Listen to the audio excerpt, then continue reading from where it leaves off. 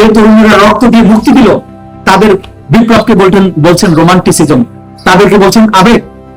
আবেগ না থেকে রাজপথে বুকে গুলির সামনে আবু সাইফের বুক পেতে দেয়, সংবিধানের ধারা মুখস্থ করার জন্য সে গুলির সামনে বুক পেতে দিয়েছিল।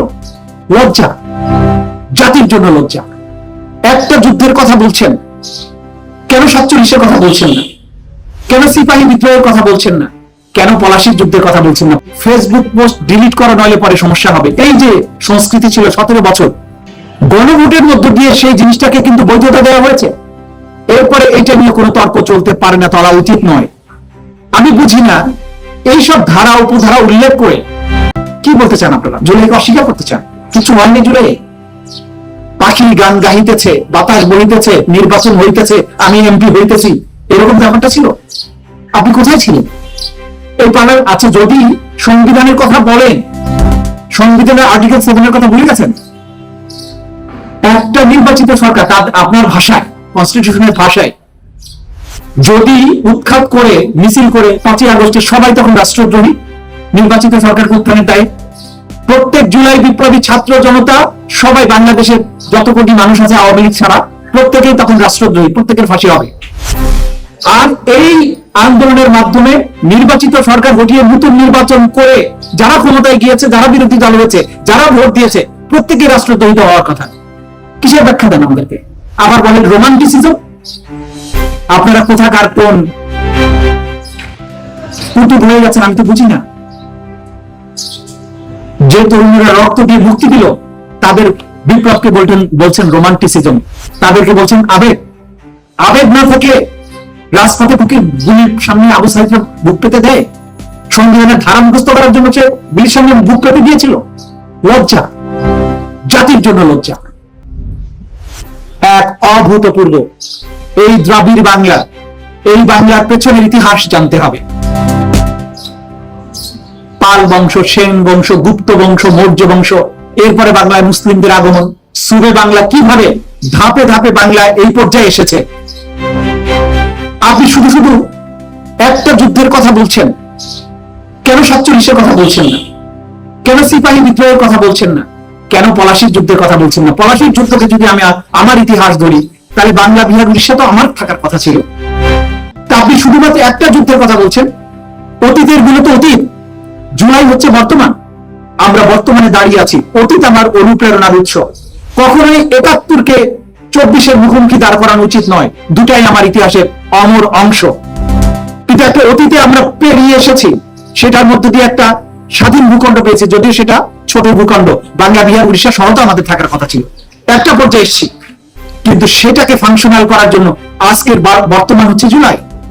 আমরা সেই বাস্তবতায় দাঁড়িয়ে রাষ্ট্রটাকে এক অনন্য উচ্চতায় নিতে চাই, যেখানে ফেসবুক পোস্ট ডিলিট করা নইলে পরে সমস্যা হবে। এই যে সংস্কৃতি ছিল 17 বছর, সেগুলো কি আমরা পার হয়ে আসিনি? এই যে ঐতিহ্য, আমি কথা বলছিলাম মধুর ক্যান্টিন ঢাকা বিশ্ববিদ্যালয়ের ঐতিহ্য। ঐতিহ্য আছে বলে এখানে যত ঝুল বালি আছে, এগুলো তো আমার ঐতিহ্য অংশ না, এগুলো মুছে ফেলতে হবে তো আমার। আজকে যে মধুর ক্যান্টিনের চেয়ার টেবিল দেখছি, এগুলো এখানে থাকার কথা নয়। এগুলো আধুনিক সাজে সজ্জিত হওয়া উচিত। 20 শতাব্দীর শেষের দিকে যাচ্ছি। দুনিয়ার ইউনিভার্সিটি গুলোতে দেখেন তারা কোন জায়গায় আছে। আমি এখনো 60-এর দশকের চেয়ার টেবিল নিয়ে গর্ব করছি, এটা আমার ঐতিহ্য অংশ নয়। এই ঐতিহ্য অবশ্যই, কিন্তু এখন এটা আধুনিক হওয়ার সময় এসেছে। পেছনের কথা বলার আর সময় নেই।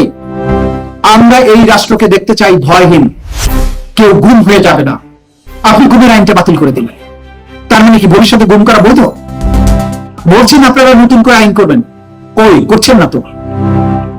যে অন্তর্বর্তীকালীন সরকার যে আইনটা করেছিল, সেই আইনটা তো আজকে আপনাদের ক্যাবিনেটের 2 জন মন্ত্রী সেই সময় ওই ক্যাবিনেটের সদস্য ছিলেন, তারা মিলে করেছিলেন। তো তারা কেন, তারা আপনার দৃষ্টিতে যদি তারা ভুল করে থাকে, তাদেরকে ক্যাবিনেট থেকে তাহলে চলে যাওয়া উচিত। তারা মিলেই তো করেছিলেন, ভুলে গেলেন কেন? আপনারা জুলাই অভ্যুত্থানে যে রক্তদান হয়েছিল, যে চেতনার কারণে যে অন্তর্বর্তীকালীন সরকার গঠিত হয়েছিল, কি কথা ছিল? 3টা মেজর কাজ করবে।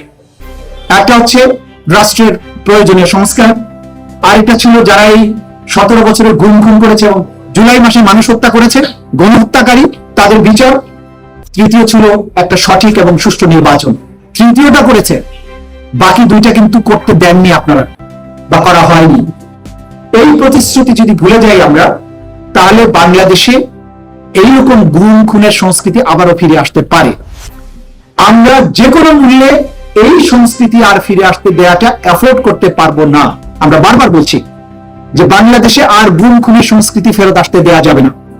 বাংলাদেশে মত প্রকাশের স্বাধীনতা আর বাধাগ্রস্ত করার দিন, সংস্কৃতি, রাজনীতি ফিরে আসতে পারবে না। ডিজিটাল নিপীড়ন ফিরে আসতে পারবে না। এই দেশে ভিন্ন মত প্রকাশের জন্য একে অপরকে ট্যাগ দেয়া, হত্যা করা, হত্যাযোগ্য করে তোলা, এই সংস্কৃতি আর ফিরে আসতে পারবে না। এবং সেটা যদি করতে হয় তাহলে পুরোপুরি জুলাইয়ের স্পিরিটকে ধারণ করতে হবে। কিন্তু আমরা দেখতে পাচ্ছি যে জুলাইয়ের কথা বলতে গেলেই এটাকে ম্লান করে দেওয়ার জন্য নানান রকমের চেষ্টা করা হয়। কেউ বলে জুলাইয়ের আবেগ, কখনো বলে জুলাইয়ের ব্যবসা, কখনো বলে এই জুলাই অপ্রাসঙ্গিক। ওয়াই? জুলাই না থাকলে আপনারা যারা কথা বলছেন তারা কি কথা বলতে পারতেন? এটার অর্থ কি এইরকম যে এই জুলাই যেহেতু তরুণদের নেতৃত্বে হয়েছিল, সুতরাং আমরা তাদের অবদানকে স্বীকার করি না? এটা তো হওয়া উচিত নয়।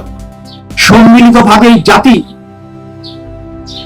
যে রক্তক্ষয়ী প্রচেষ্টার মধ্য দিয়ে আজকের এই পর্যায়ে এসেছে, এই তরুণদের আত্মদানকে যদি স্বীকার করা না হয়, মর্যাদা দেওয়া না হয়, তাদের স্বপ্নকে বাস্তবায়ন না করা হয়, তাহলে ভবিষ্যতে এই জাতিকে রক্ষা করার জন্য কিন্তু কেউ আর বুক চিতিয়ে দাঁড়াবে না, মনে রাখতে হবে। বীরদের সম্মান দিতে না পারলে বাংলাদেশে আর কোনো বীরের জন্ম হবে না। প্রতিদিন কিন্তু রাস্তায় রক্ত দেওয়া যায় না। বিপুল প্রত্যাশা ছিল এই নির্বাচিত সরকারের উপরে, কিন্তু ক্রমান্বয়ে কিন্তু সেই প্রত্যাশাগুলো ফিকে হয়ে আসছে।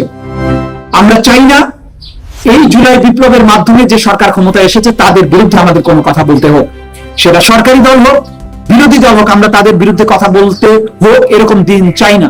কারণ এই সরকারটি একটা রক্তক্ষয়ী অভ্যুত্থানের প্রচেষ্টার মধ্য দিয়ে কিন্তু এসেছে। সুতরাং আমরা চাইব বাংলাদেশ সকল মানুষের জন্য বসবাসযোগ্য একটি বাংলাদেশ হোক। বাংলাদেশ নিপীড়ন এবং ভয়হীন একটি রাষ্ট্র হোক।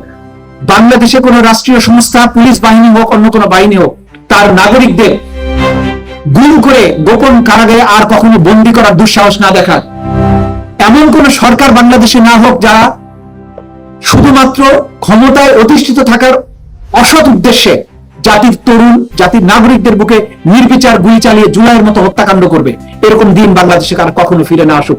এটাই হচ্ছে আজকের জুলাইয়ের চেতনা।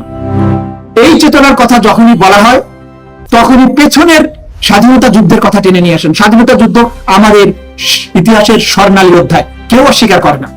কিন্তু বর্তমান হচ্ছে জুলাই। ৭১ সাল থেকে পরবর্তী ৫৬ বছর পার হয়ে এসেছি, ৫৫ বছর পার হয়ে এসেছি। জুলাইয়ের বাস্তবতায় দাঁড়িয়ে আছি, আগামীতে আবার নতুন বাস্তবতায় দাঁড়াবো। কিন্তু আজকে যে বাস্তবতায় দাঁড়িয়ে আছি, পেছনে ৭১, পেছনে ৫২, পেছনে ৪৭, পেছনে ১৭৫৭, সবকিছু কিন্তু রয়েছে। সবকিছুকে বিবেচনায় রাখতে হবে। কিন্তু আজকে যে বাস্তবতায় বাংলাদেশ দাঁড়িয়ে আছে, সেই বাস্তবতাকে অস্বীকার করা যাবে না। আমাদের শহীদদের রক্তের দাগ কিন্তু এখনো শুকায়নি। অজস্র আহতরা, পঙ্গুরা এখনো পঙ্গুত্বের অভিশাপ নিয়ে ঘুরে বেড়াচ্ছে। জুলাই আগস্টের অনেকের কবর কিন্তু এখনো আইডেন্টিফাইড হয়নি। এবং আমি জানি না ঢাকা মেডিকেল কলেজের মর্গে কয়েকজন শহীদের লাশ এখনো আনআইডেন্টিফাইড হিসেবে পড়ে আছে বলে আমি জানি, যদি তথ্য ভুল না হয়ে থাকে।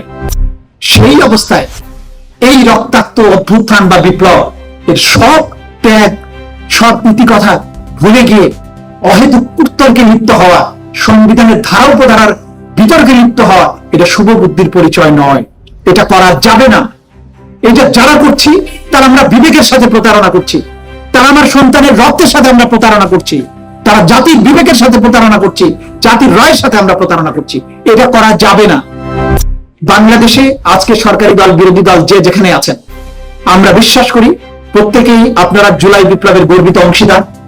প্রত্যেকে আপনারা আমাদের সন্তানদের রক্তদান, আত্মদান সম্পর্কে সচেতন আছেন। দয়া করে অহেতুক এই বিতর্কের মধ্যে যাবেন না। আসুন, যে দেশ, যে বৈষম্যহীন, ভয়হীন রাষ্ট্রের জন্য আমাদের ছোট ছোট সন্তানেরা জীবন দিয়েছিল, তাদের আত্মদানকে আমরা সফল করি। আমরা দ্রুত সংবিধান সংশোধনের নামে হোক, সংবিধান সংস্কার পরিষদের মাধ্যমে হোক, যে কোনো পদ্ধতিতেই হোক, যে আকাঙ্ক্ষা জুলাইয়ের ছিল তার প্রত্যেকটি আকাঙ্ক্ষা যেন বাস্তবায়ন করা হয়।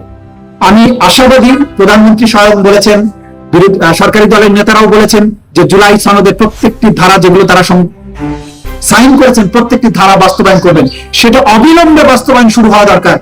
তা না হলে জনমনে সন্দেহ এবং অবিশ্বাস তৈরি হচ্ছে, মানুষ হতাশায় ডুবে যাচ্ছে।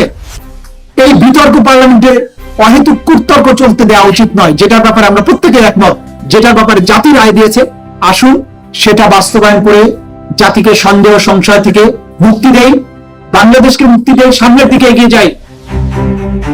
শেষ কথাটা বলতে হয় যে বর্তমান দুনিয়া সম্পর্কে চোখ বন্ধ করে থাকা যাবে না।